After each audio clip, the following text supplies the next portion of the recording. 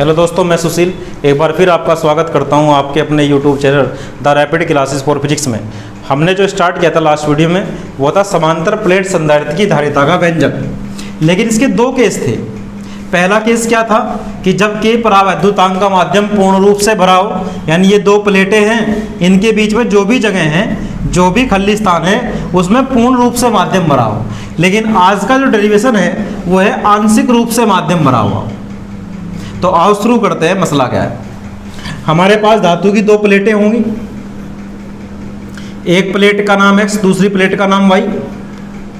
दूसरी प्लेट क्या होगी, भू संपर्कित होगी। ये नियम है संधारित्र का। पहली प्लेट का नाम x, दूसरी प्लेट का नाम y। दूसरी प्लेट भू संपर्कित होगी और इन प्लेटों के बीच में आंशिक रूप से, पूर्ण रूप से नहीं, आंशिक रूप से टी मोटाई की एक माध्यम की प्लेट रख देंगे। टी मोटाई की क्या रख देंगे, माध्यम की प्लेट। तो इन प्लेटों के बीच में कुछ ऐसा कॉम्बिनेशन बन के आएगा कि कुछ जगह पे तो हो जाएगा माध्यम और कुछ जगह पे रह जाएगी वायु। भाई जहां तुम प्लेट रख दोगे जिस जगह में, वहां तो माध्यम प्रेजेंट हो जाएगा और जो जगह खाली बच जाएगी वहां पे वायु होगी।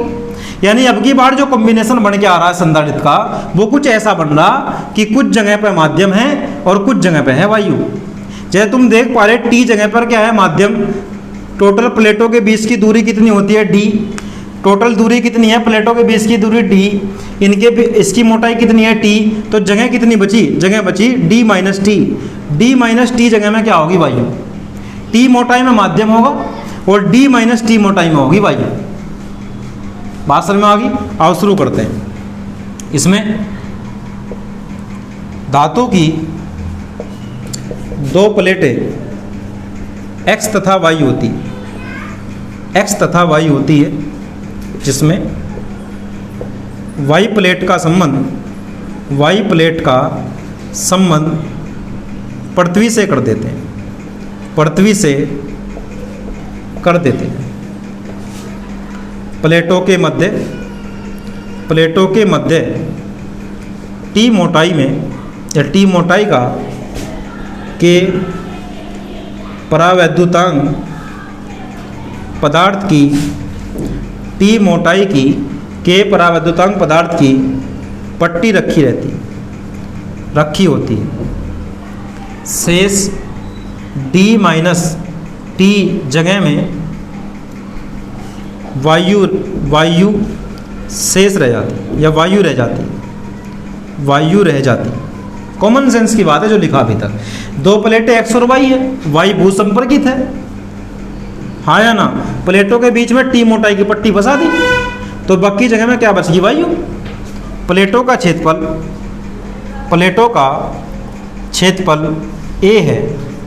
पहली प्लेट पे क्या होगा, प्लस क्यू आवेश। दूसरी प्लेट पे अपना आप ही क्या पैदा होगा, माइनस क्यू आवेश। लास्ट वीडियो में पढ़ाया, बड़े जोड़ देंगे। और जो प्लस का क्यू आवेश पैदा होगा वो पड़ती में चला जाएगा। यानी सीधा लिख दूं, x प्लेट पर प्लस क्यू आवेश तथा y प्लेट पर माइनस क्यू आवेश उपस्थित होता है या उपस्थित रहता है। ये है थ्योरी, बड़ी बेसिक सी थ्योरी है। इसमें धातु की दो प्लेटें x और y होती है, प्लेटों के बीच में टी मोटाई की पट्टी रखी होती है, शेष जगह में वायु बच जाती है।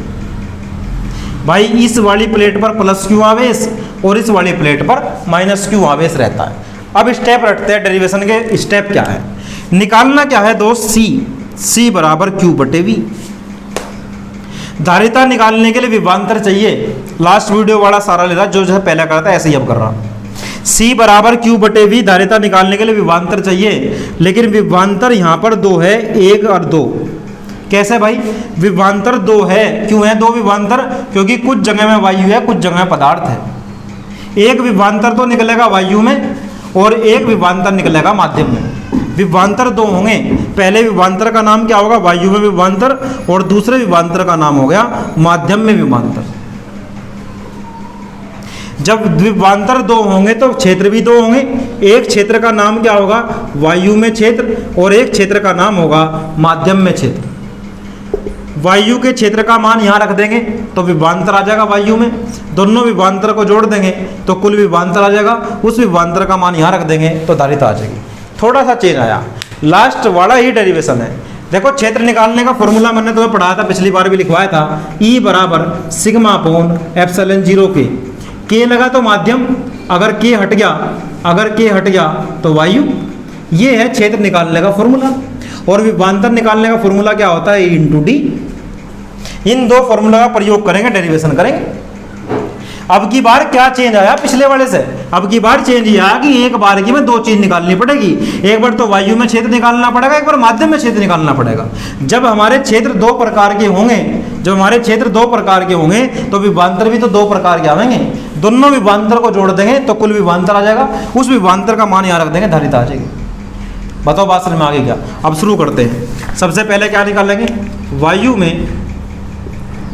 वायु में उत्पन्न वैद्युत क्षेत्र, इसका नाम रख दो ई वायु बराबर सिग्मा अपॉन एप्सिलॉन 0। सिग्मा का मान रख दो Q बटे, सिग्मा का मान क्या होता है, Q बटे, सिग्मा की जगह Q बटे आ गया, समीकरण नंबर 1 कह देंगे। दूसरा क्या है, माध्यम, ई माध्यम क्या होगा, सिग्मा अपॉन एप्सिलॉन 0 के, यानी माध्यम में क्षेत्र निकाल लेंगे। माध्यम में उत्पन्न क्षेत्र सिग्मा अपॉन एप्सिलॉन 0 के, फालतू क्या है बस किया आया, के माध्यम को रिप्रेजेंट करता है। सिग्मा का मान रख दो Q बटे एप्सिलॉन 0 के, समीकरण नंबर 2। हमारे पास वायु में क्षेत्र आ गया, माध्यम में क्षेत्र आ गया। अब निकलना है कुल विभवांतर V बराबर वायु में विभवांतर प्लस माध्यम में विभवांतर, वायु में विभवांतर प्लस माध्यम में विभवांतर। अब ध्यान दे सब बच्चे, फॉर्मूला होता है E इंटू डी। फॉर्मूला क्या होता है, E इंटू डी। विभवांतर निकालने का सूत्र क्या है, E इंटू डी। E क्या है, क्षेत्र, D है दूरी। लेकिन E तो अब की बार हम कौन सा लेंगे, वायु वाला E लेंगे, लेकिन दूरी भी तो वही लेंगे जिसमें वायु भरी हुई है। कितनी जगह में है वायु, D माइनस टी जगह में वायु है, तो यहाँ दूरी कितनी लेंगे, D माइनस टी। अब की बार माध्यम, तो E कौन सा लेंगे, माध्यम वाला E लेंगे। E कौन सा लेंगे, E माध्यम। और दूरी कौन सी लेंगे, जिसमें माध्यम भरा हुआ है। किस में भरा हुआ है भाई, माध्यम, T मोटाई में। माध्यम किस में भरा हुआ है, T मोटाई। बात क्लियर है क्या? अरे V वायु निकालना, E इंटू डी होगा। अरे E कौन सा, वायु वाला E। दूरी कौन सी, जिसमें वायु भरी हुई है। कितनी जगह में भरी हुई है वायु, D माइनस टी जगह में, तो D माइनस टी की गुणा होगी यहाँ। फिर आ जाओ माध्यम में, E माध्यम में किसकी गुणा होगी, माध्यम की दूरी की। कितनी जगह में माध्यम भरा हुआ है, माध्यम तो T मोटाई में भरा हुआ है ना। ये बात समझ में आ गई। इनके मान रख दो।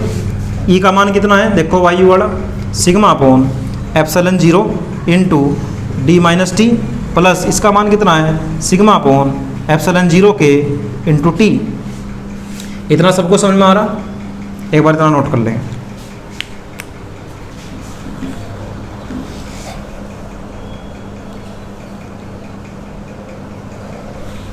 चलिए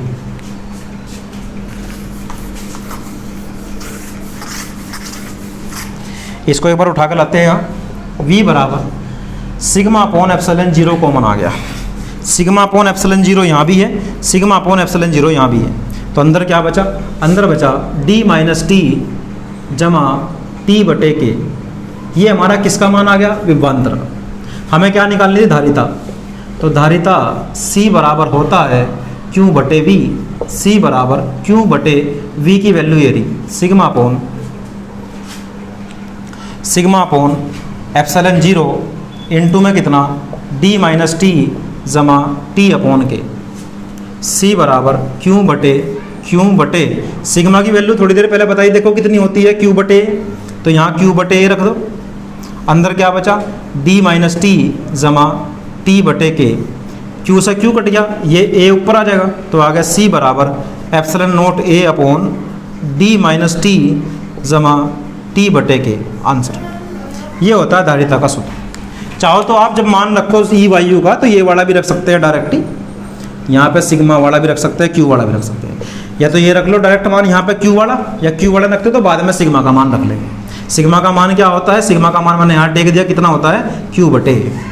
आंसर ये होता है दोस्त, जब T मोटाई की प्लेट आंशिक रूप से दो प्लेटों के बीच में रखी हो। इस तरह फाइंड आउट करते हैं। थोड़ा सा चेंज आया, अब की बार दो तरह की जगह बन गई प्लेटों के बीच में, दो तरह का स्थान बन गया, एक वायु वाला और एक माध्यम वाला। तो वायु का क्षेत्र अलग निकाल लिया, माध्यम का क्षेत्र अलग निकाल लिया। फिर विभवांतर कुल निकाल ला, वायु वाला विभवांतर, माध्यम वाला विभवांतर, दोनों विभवांतर को जोड़ दिया, आंसर आ गया। इतना नोट कर लेंगे बात।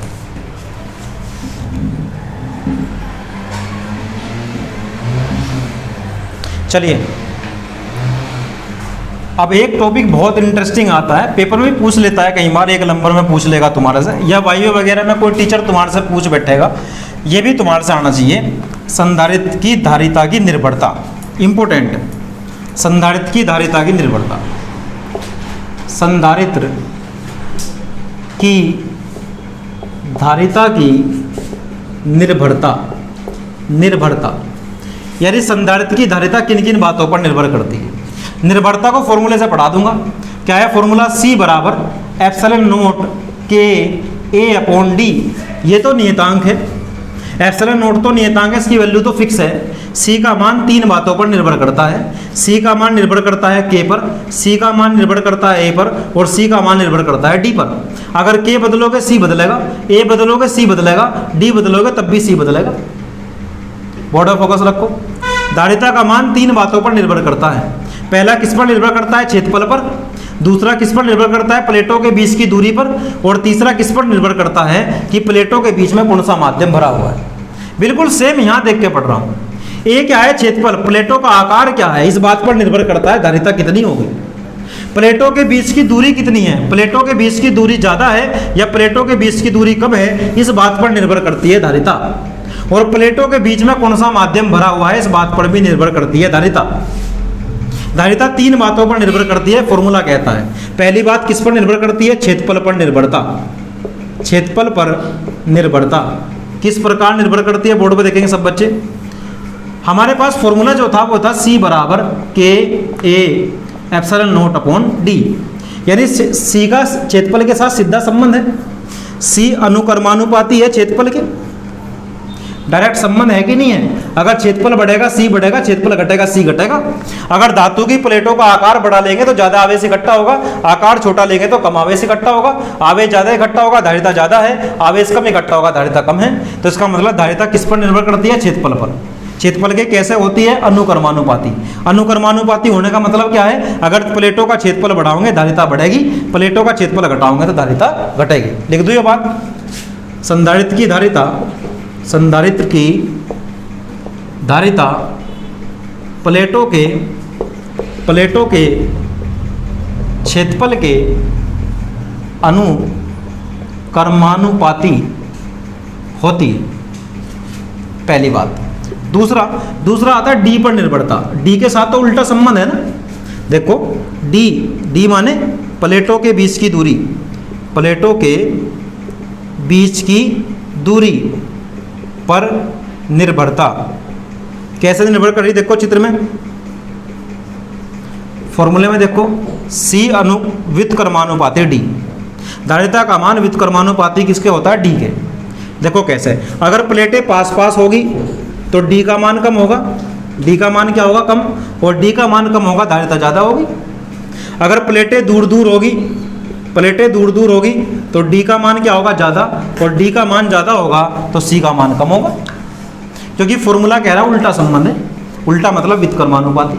तो क्या लिखना है? संधारित्र की धारिता, संधारित्र की धारिता प्लेटों के बीच की दूरी के व्युत्क्रमानुपाती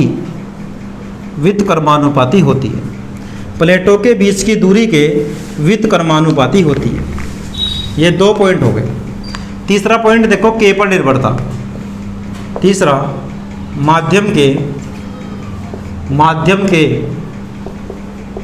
परावैद्युतांक के पर निर्भरता। के पर किस प्रकार निर्भर करता है? देखो के का संबंध भी डायरेक्ट है ना, सीधा।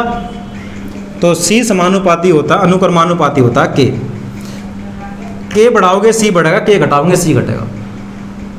तो संधारित्र की धारिता परावैद्युतांक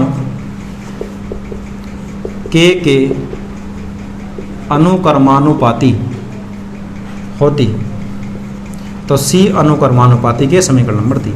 ये था, कुछ भी नहीं करा, फॉर्मूले में देख के पढ़ के लिख दिया। फॉर्मूले में क्या दिखाई दे रहा, सी अनुक्रमानुपाती है, ए बढ़ेगा सी बढ़ेगा, ए घटेगा सी घटेगा।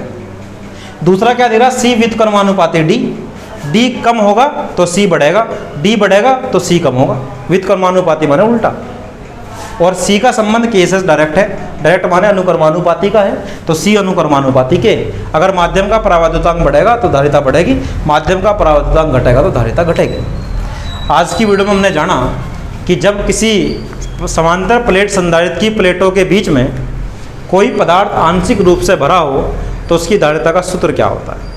फिर हमने जाना कि किसी संधारित्र की धारिता किन किन बातों पर निर्भर करती है।